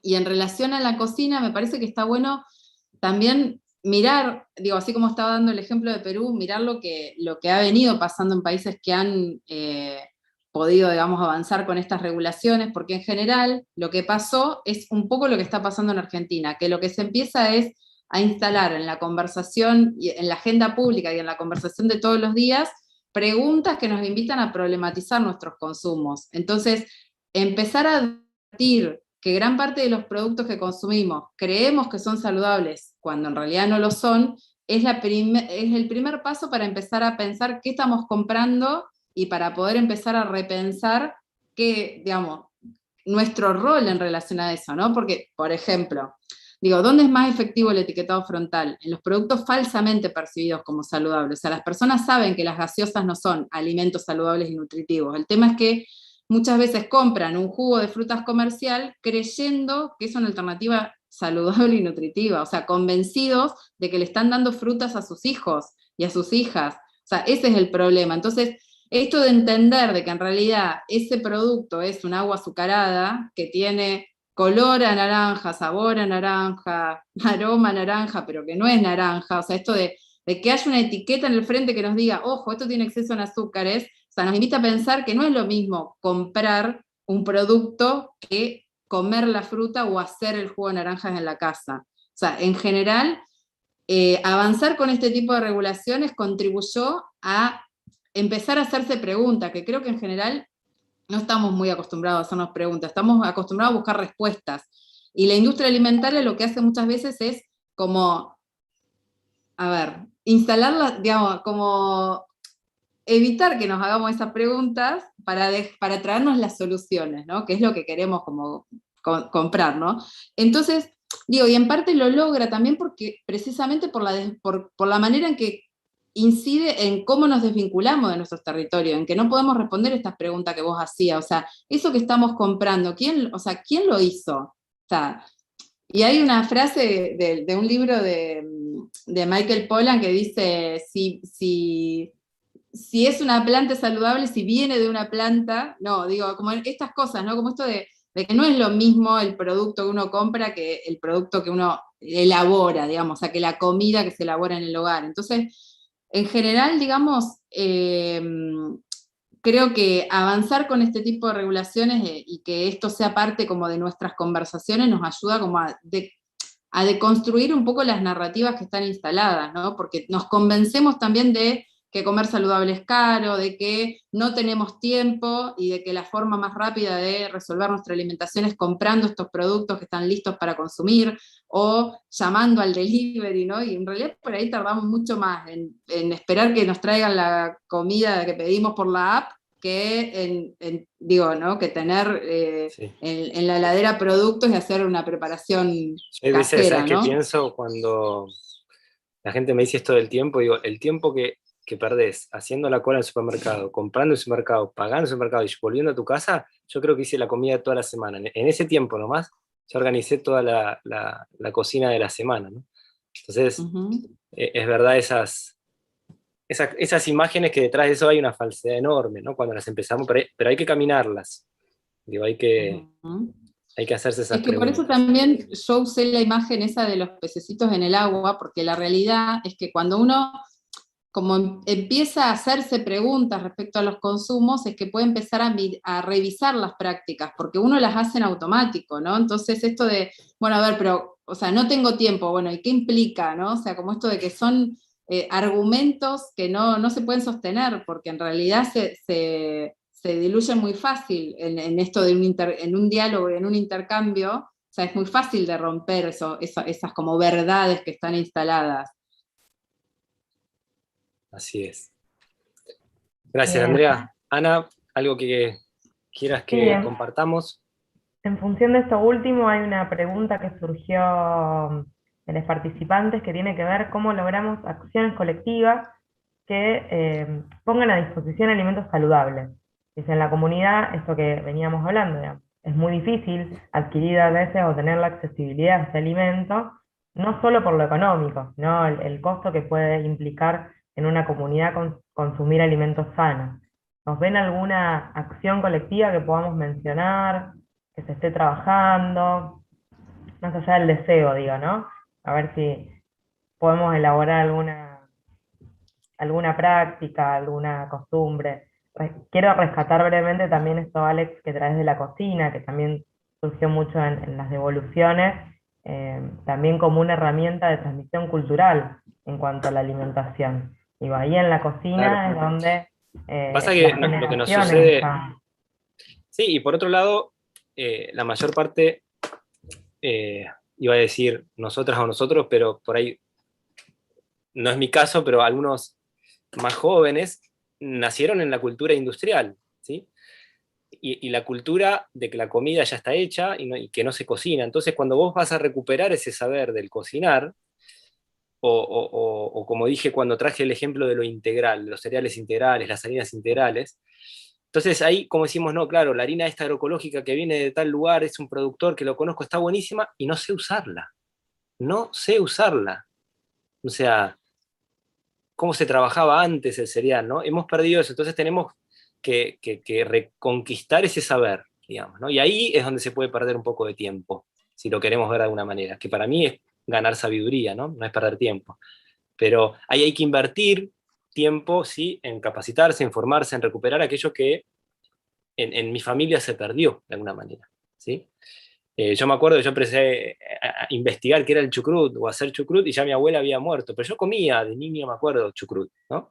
Y esas vinculaciones con las cocinas de cada lugar y con, bueno, se perdieron, estamos ahí, viste, a un saltito de recuperarlas, por suerte, no estamos lejos, ¿no? Y no hay que perder de vista que siempre el producir comida y el cocinar en la historia humana fue colectivo, ¿sí? No hay que ir muy atrás para pensar que había un horno grande en el centro de como una plaza y que la gente iba y cocinaba su pan en un horno colectivo, ¿sí? No tenían todos los seres humanos su propio horno. Vivimos en tiempos de mucha aislación, ¿sí? Mucho individualismo, y las cosas se hacen mucho más fáciles cuando pensamos en compartir con otras vecinas, vecinos, amigos, familia, ¿sí?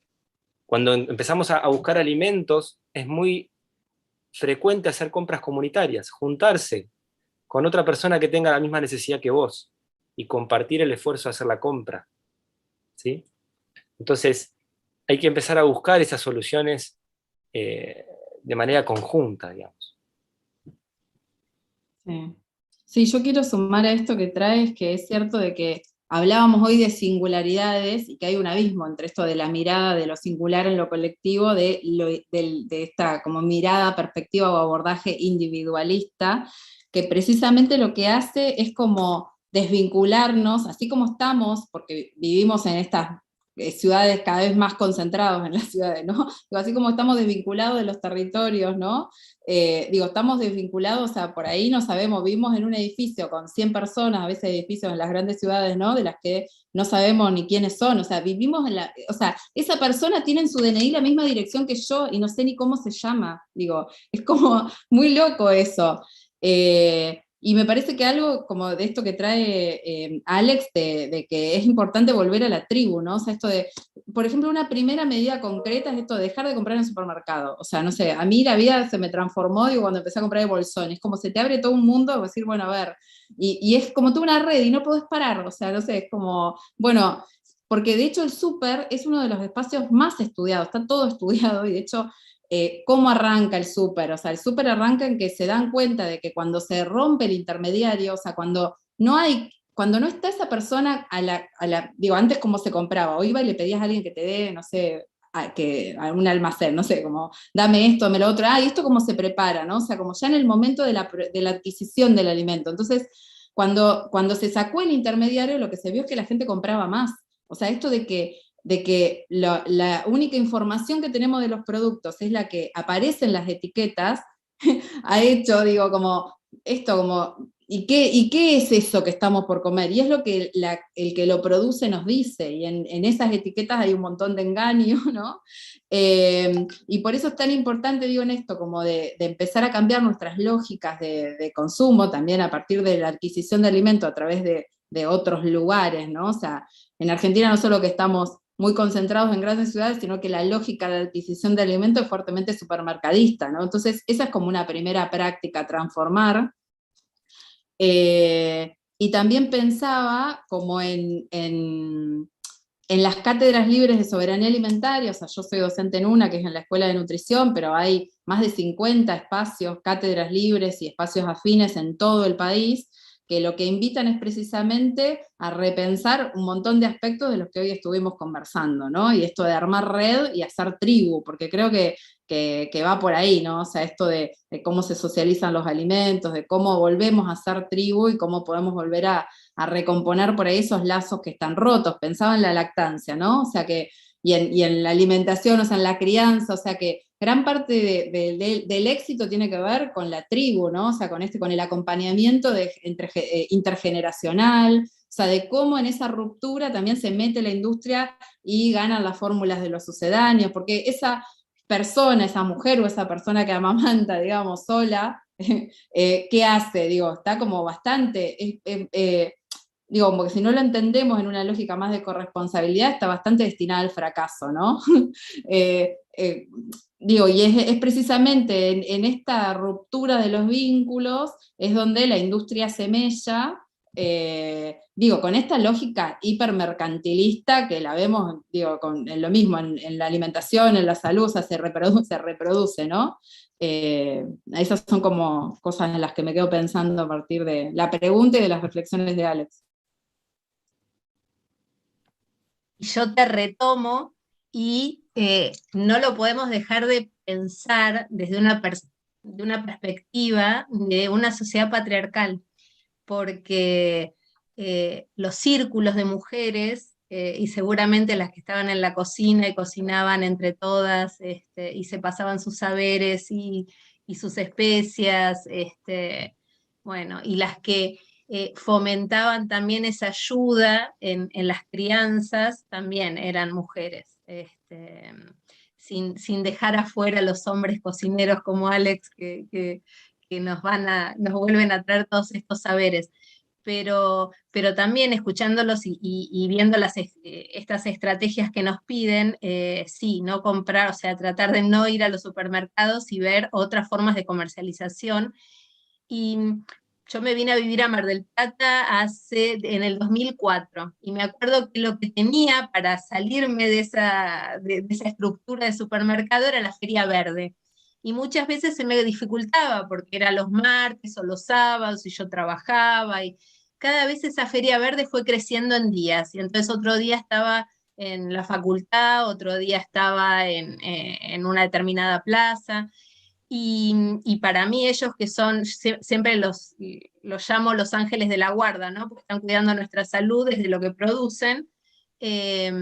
Después empezaron los bolsones, o sea, esta gente, estos productores pudieron hacer trama, nos pudimos encontrar los consumidores con los productores, pudimos valorar esto que dice Alex, más allá de la sustancia, todo lo que venía en ese alimento, que tenía que ver mucho más allá de la sustancia, y ahora tenemos las opciones de varios emprendimientos de compras colectivas, o sea que todo eso despacito y sin mucha ayuda del municipio ni del gobierno, se fue entramando y fue gracias a lo colectivo, a generar estrategias desde cada productor, desde cada consumidor. Entonces, bueno, eso es lo que creo que tenemos que seguir fomentando, y realmente tenemos una responsabilidad de propiciar esos emprendimientos, porque no nos podemos quejar si no los propiciamos tampoco. Bien. Bueno, hermoso encuentro, hermosa mesa. Alex, Alejandra, Andrea, muchas gracias por su tiempo y por poder compartir sus experiencias en este congreso. La verdad que nos podríamos quedar hablando muchísimo tiempo más, pero tenemos la otra mesa acá ahora encima, así que despedirlos en este momento, pero saber que nos vamos a volver a encontrar en otros encuentros, en otros congresos, y espero que presencialmente, ahora que nos da un poco de respiro esta pandemia. Gracias. Muchas gracias. Gracias. Sí, Muchas gracias.